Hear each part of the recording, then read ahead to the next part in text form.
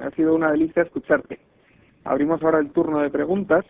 Como moderador iré leyendo algunas de las preguntas que hemos recibido para a continuación ceder la palabra a Jaime Urcelay para que las vaya contestando una a una. Sentimos no poder leer todas las preguntas que hemos recibido, que son muchísimas, pero si no, terminaríamos más tarde de las 11 de la noche, que es el tiempo que nos hemos establecido para el total de las intervenciones y de las respuestas a las preguntas que ahora va a compartir con nosotros Jaime. Con lo cual, comienzo simplemente a leer algunas de esas preguntas. Y bueno, Blanca Falcón, por ejemplo, nos pregunta, y ya concretando un poco más este último punto de la presentación, ¿cuándo se debe presentar el documento como padre objetor? ¿A quién se debe dirigir? ¿Y en dónde la debo presentar? ¿Qué no se me debe olvidar de incluir en la carta? ¿Debo hacer una carta por cada hijo? ¿Hasta cuándo hay tiempo para presentarla? Si te parece, no hace falta que contestes a todas estas cuestiones, pero sí alguna de estas cuestiones prácticas relacionadas con la objeción.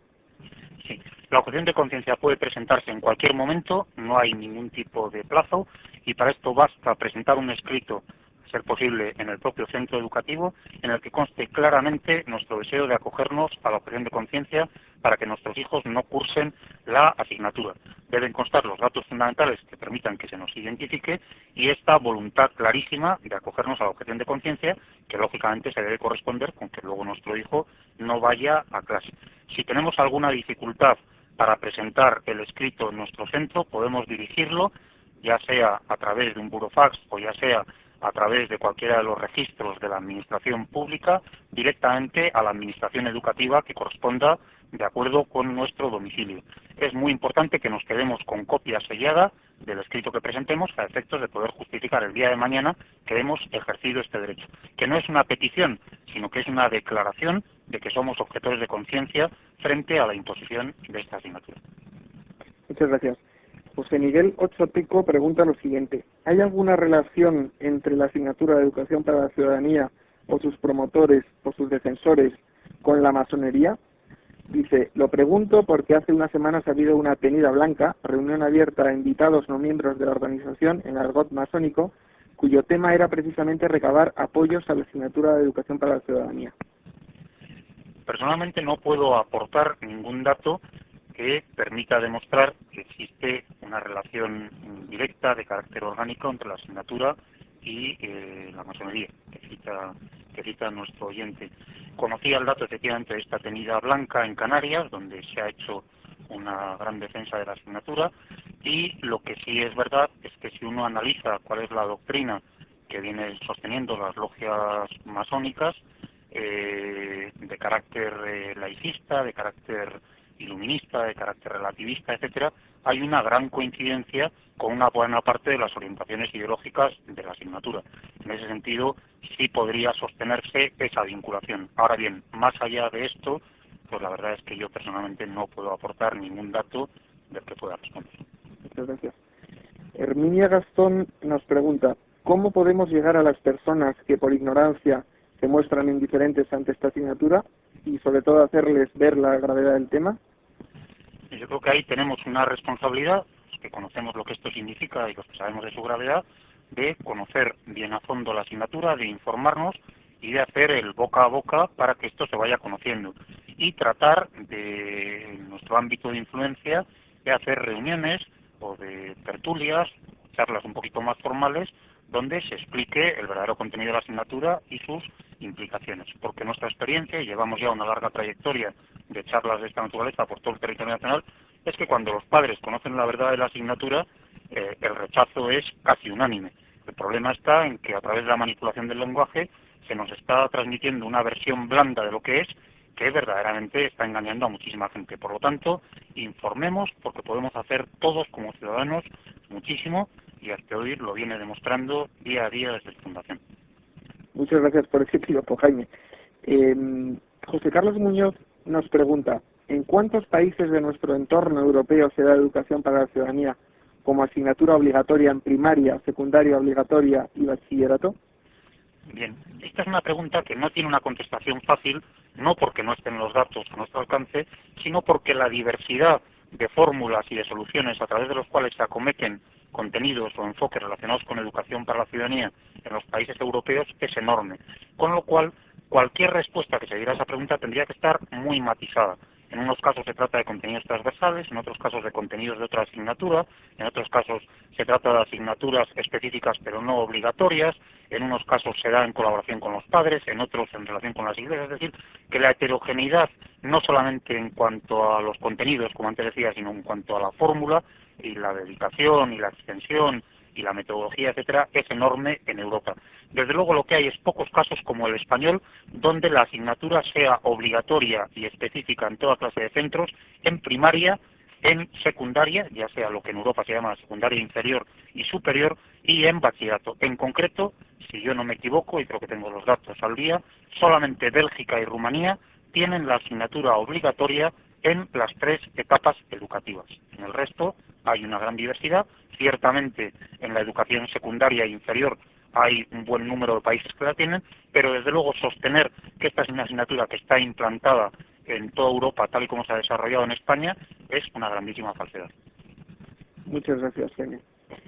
Carmen Martín nos hace una pregunta que en parte has contestado ya, pero la voy a leer porque hemos recibido varios mensajes en la misma línea. Carmen Martín nos dice lo siguiente: si los temas de esta asignatura los dan profesores que son de toda confianza en los aspectos de valores y éticos que pueden hacer mucho bien en el alumnado, al igual que el resto de las asignaturas, ¿por qué tanta polémica? Ya que en todas las asignaturas influye en los alumnos la calidad humana del profesor. No sé si puedes abundar un poquito en... Sí, no le falta razón, desde luego, a quien hace esta pregunta. Hay que tener una gran confianza en los profesores, que hacen una labor extraordinaria en la educación de nuestros hijos, pero hemos de pensar en términos de bien común, y hemos de pensar en términos de la sociedad española en su conjunto. Hay muchos profesores, unos lo harán de una manera más acorde con nuestros propios principios y otros menos. Lo que es importante es que los profesores se sujeten, en el ámbito de la enseñanza pública sobre todo, a un papel de neutralidad en la transmisión de determinados criterios básicos sobre la existencia humana. En este sentido, el problema no son tanto los profesores, como el problema es el instrumento. Si aceptamos la educación para la ciudadanía tal como se ha diseñado, estaríamos aceptando que existe un instrumento obligatorio a través del cual claramente el que se lo proponga puede manipular la conciencia de nuestros hijos. Esto no quiere decir que todos los profesores lo vayan a hacer, ni muchísimo menos, la mayoría todo lo contrario. Pero claramente el instrumento en sí mismo es rechazable porque en la medida en que trata, de acuerdo con unos contenidos obligatorios, de educar la conciencia moral, es directamente inaceptable porque ninguna asignatura obligatoria puede, más allá de la libertad de los padres, imponer a nadie una determinada concepción moral. Por lo tanto, yo ahí insistiría a la persona que ha hecho esta pregunta en que pensemos, por favor, en si el instrumento es aceptable o no, y que pensemos además no solamente en nuestros hijos, en nuestro profesor y en nuestro entorno de confianza, sino en el conjunto de la sociedad española que al final se ve sometida a esta agresión en su libertad. Uh-huh. Es decir, que no se objeta ni contra el libro, ni contra el profesor, ni contra el ideario, sino contra la asignatura, ¿no? Y contra los reales decretos que establecen el contenido mínimo de esa asignatura. Y es más, yo entiendo que se objeta precisamente para defender el ideario del colegio ante esa agresión, ¿no? Frente a lo que se ha dicho muchas veces, objetar en un centro con ideario no solamente no es ir contra el colegio o contra el ideario, sino que me parece el acto más comprometido de defensa del ideario. Y por lo tanto hemos de ver a los objetores no como una amenaza que están de alguna manera introduciendo o perturbando la aparente paz de nuestro colegio, sino como los adalides de la defensa del ideario de ese colegio y de la libre opción que los padres han hecho llevando a los niños ahí. Y además, a través de su acto de objeción de conciencia, están indirectamente contribuyendo de una manera solidaria a evitar una injusticia que va a cometerse contra la totalidad de los padres y muy especialmente contra quienes son más vulnerables ante esta amenaza, que son los padres de los centros públicos. Vamos a hacer, yo creo que 2 preguntas más, quedan unas cuantas en el tintero, pero ya se nos acaba el tiempo. Álvaro Zulueta nos pregunta: ¿crees que vamos a ganar esta batalla?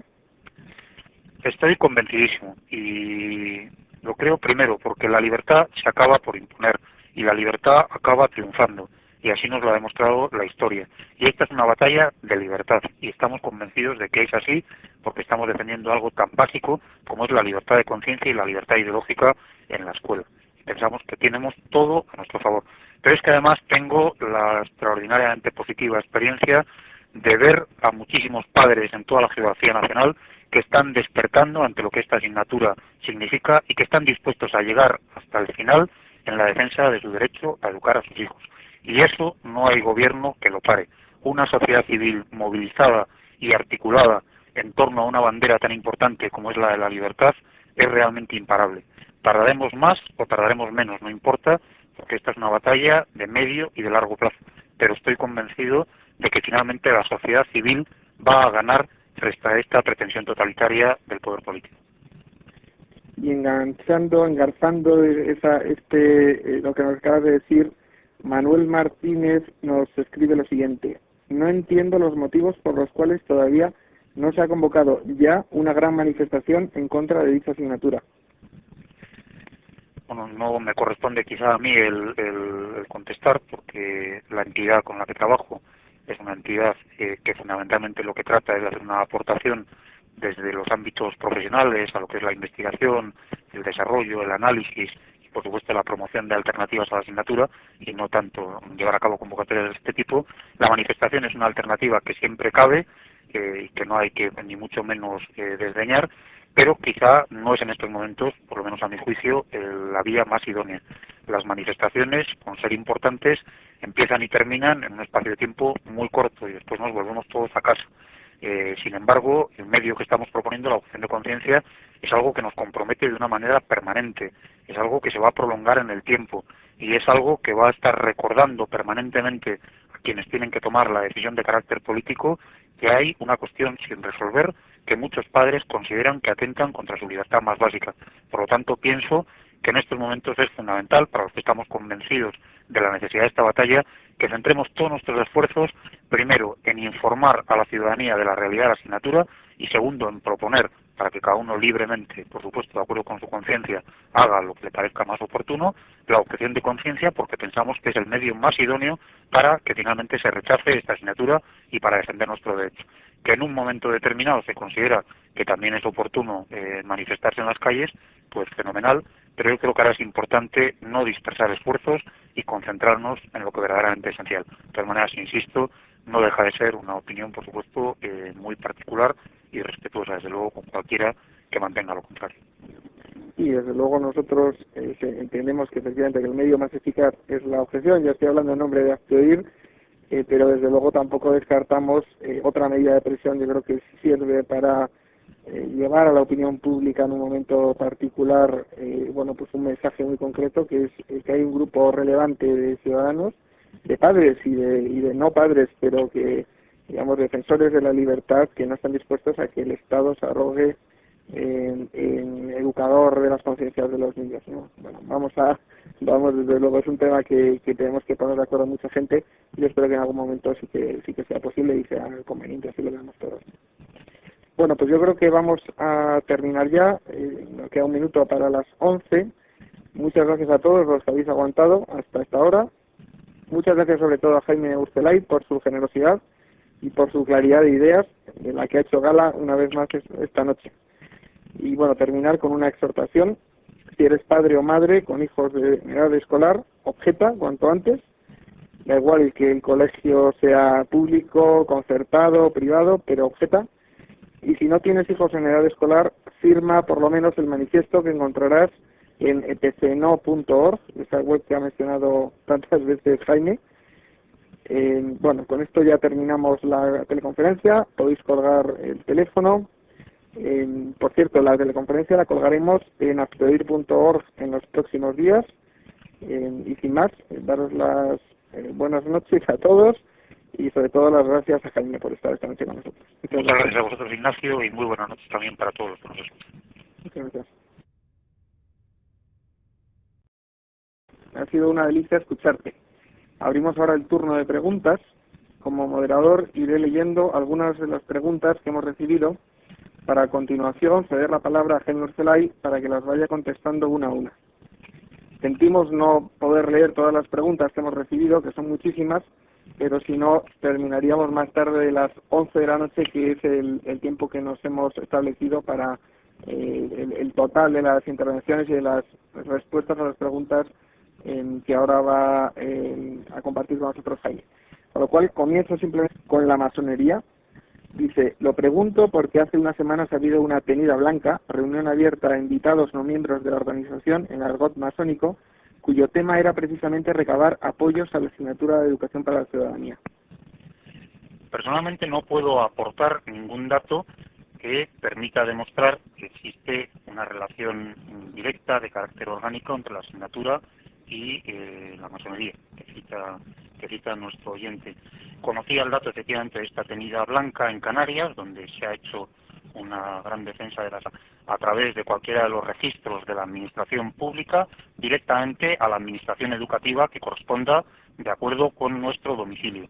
Es muy importante que nos quedemos con copia sellada del escrito que presentemos a efectos de poder justificar el día de mañana que hemos ejercido este derecho, que no es una petición, sino que es una declaración de que somos objetores de conciencia frente a la imposición de esta asignatura. Muchas gracias. José Miguel Ochoteco pregunta lo siguiente. ¿Hay alguna relación entre la asignatura de Educación para la Ciudadanía o sus promotores o sus defensores? Intentar leer algunas de esas preguntas. Y bueno, Blanca Falcón, por ejemplo, nos pregunta, y ya concretando un poco más este último punto de la presentación, ¿cuándo se debe presentar el documento como padre objetor? ¿A quién se debe dirigir? ¿Y en dónde la debo presentar? ¿Qué no se me debe olvidar de incluir en la carta? ¿Debo hacer una carta por cada hijo? ¿Hasta cuándo hay tiempo para presentarla? Si te parece, no hace falta que contestes a todas estas cuestiones, pero sí alguna de estas cuestiones prácticas relacionadas con la objeción. Sí, la objeción de conciencia puede presentarse en cualquier momento, no hay ningún tipo de plazo, y para esto basta presentar un escrito, a ser posible en el propio centro educativo, en el que conste claramente nuestro deseo de acogernos a la objeción de conciencia para que nuestros hijos no cursen la asignatura. Deben constar los datos fundamentales que permitan que se nos identifique y esta voluntad clarísima de acogernos a la objeción de conciencia, que lógicamente se debe corresponder con que luego nuestro hijo no vaya a clase. Si tenemos alguna dificultad para presentar el escrito en nuestro centro, podemos dirigirlo, ya sea a través de un burofax o ya sea